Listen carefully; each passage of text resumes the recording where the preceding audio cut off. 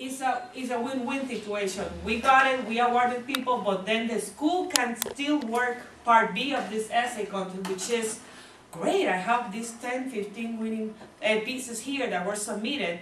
Let's do something at the library. Let's do something with the class and just have everybody present. And high school have newspapers, their newsletters. And kindergarten to the 5th grade, they are asking all the time to do essays.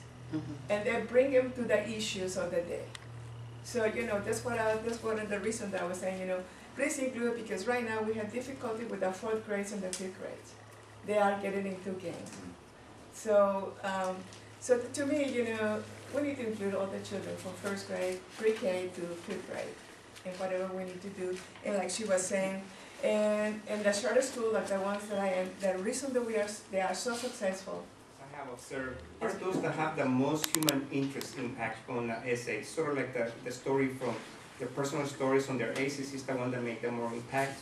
So I'm sure that one really, we'll take a look at that. But when it comes to an essay and all the people trying to figure out who's the winner, they always look at the story that really comes from their heart, not so much from the title of this is kind of the umbrella, and the way that we interpret and adjust it were things that, as we go into the first phases of discussion about the specifics of how the essays would be structured for the different levels, that's something that we would take into consideration and certainly incorporate. I think it's a wonderful idea.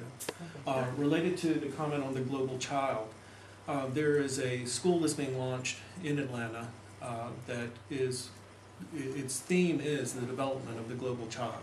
And what they see is they're going to have programs where children are drawn from all communities of Atlanta, Metro Atlanta, and where they're going to have scholarships to travel around the world. So they really, when they come out of this program, they will be taking advantage of their backgrounds, where corporations are looking for people who are multilingual and who can relate to different parts of the world, to their different business interests.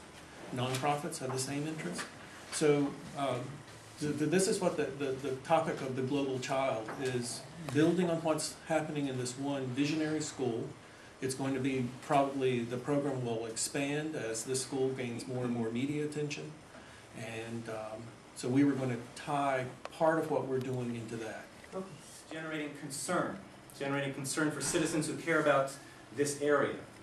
It's generating concern for people who care that all people live together in harmony. But it's also creating hostility.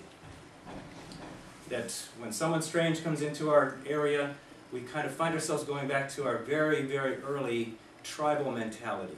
This is our tribal area. You're different from us. You're a threat. So we need to learn to think, instead of ours and yours, that all of this is ours. Instead of we and you, all of us are us. So there's a need for response. That, at the federal level, at the state level, and the local level, there's some kind of response that's needed. Unfortunately, what happens is that most people say, we need to pass tougher laws. We need to control this somehow. We need to keep people out, is really the motivation behind this. And they establish harsh penalties.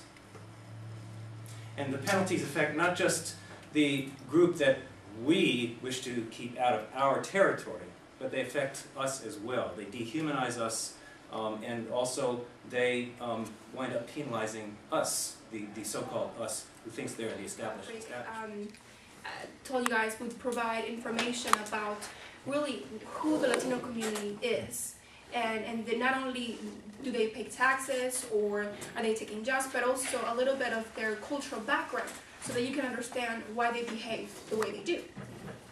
And then the second component would be, like Gilberto said, and Kurt and Scott, more of promoting the website so that people can go and visit, either through the newspaper or the radio, and providing classes, doing presentations, and that kind of thing. So that's what, in a nutshell, like he said, what we're doing. Okay. To make sure that everyone is on the same page. And to get the word out. Really. Right. The thing that we're talking about immigration and for the immigrants is very important, and they're giving time on the radio spaces to talk about it, and it's a point that everybody wants to call the radio stations and give Yeah. their opinions. Now, most likely, if it's a non-lucrative organization, the radio station will give you free space, and possibly you could be a guest speaker, probably every Friday for half an hour, or even an hour, depending on how the show goes. Welcome, Blanca Rojo this